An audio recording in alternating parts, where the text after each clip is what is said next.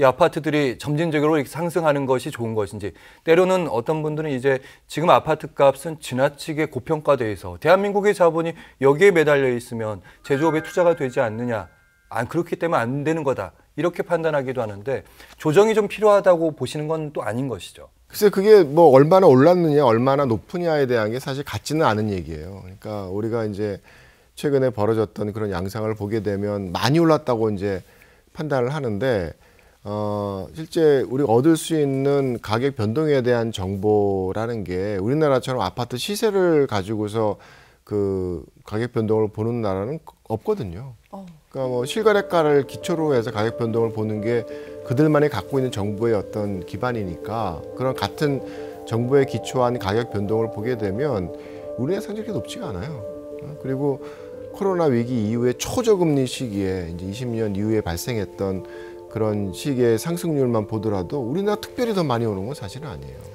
그리고 특히나 뭐 사실은 많은 부분들 비싸다라는 건 서울시의 문제, 서울시 그 아파트 시장의 문제인 거죠. 그래서 중심 도시만 따져도 우리가 뭐 10몇 나오면은 뭐 13년을 16년을 뭐 돈 한 푼 안 쓰고 모아야지 집을 산다고 얘기하는데, 네네.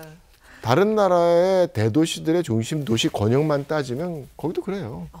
여기도 뭐 10몇 이렇게 나옵니다. 그러니까 그거는 우리가 생각하기에 엄청나게 그 서울시에 있어서의 아파트 뭐 가격은 사실은 자가주택에 있어서의 상위에 해당되는 주택인 거죠. 그것도 더 높을 수밖에 없어요. 다세대도 있고 뭐 다가구도 있고 뭐 연립도 있고 이러니까. 네. 그런 전체 주택들 대상으로 하게 되면 글쎄요, 뭐 잘 먹혀 들어갈지 모르겠지만 하여튼 이렇게 뭐 폭락이 당연한 높은 수준은 아니라고 판단하고 있습니다. 네. 그 흔히 공간이 삶을 바꾼다라는 이야기를 하잖아요. 도시 공간을 좀 바꾸고자 하는 리더들은 어떤 가치를 염두에 둬야 할까요?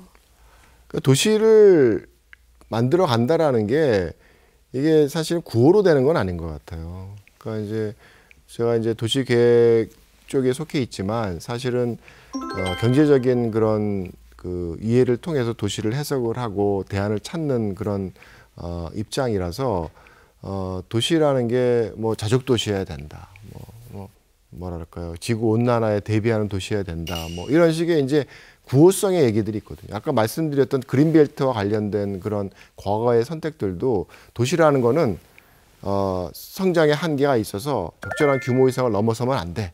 그다음에 도시는 무분별로 확산되지 않고 하나의 공간에 이게 담겨서 컨테인 돼야 돼. 그리고 도시는 연담화돼서 연결되면 안 돼. 뭐 이런 식의 어떤 그 당위적인 구호가 앞선 이제 도시 계획의 과거의 모습이었죠. 근데 그런 그 구호에 따라서 정치적인 선택을 하다 보니까 아니 연담하지 말라고 그러는데 결국은 그린벨트를 뛰어넘어서 비지적으로 뛰어넘은 개구리 뛴듯이의 개발들이 막 난개발을 되고 나니까 결국은 사람들의 삶이 2시간씩 출퇴근하는 도시를 만들어 버렸잖아요. 그래서 실질적인 도시의 현실적인 모습들, 또 그 시장에서 요구되는 어떤 사람들의 욕구들, 뭐 이런 것들이 어떻게 발생을 하는지라는 거를 읽고 거기에 대해서 대응하는 게 결과적으로는 좀 더 바람직한 도시의 모습을 만들어갈 수 있는 방향성일 수도 있어요.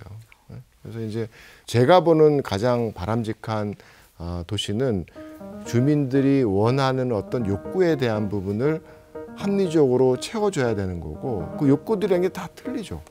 틀리고 그 욕구들을 가장 잘 절충해 가는 어떤 타협의 어떤 장으로서의 어떤 도시를 바라보는 게 가장 바람직한 도시의 모습을 끌고 가는 리더의 시각이 아닐까 생각을 합니다.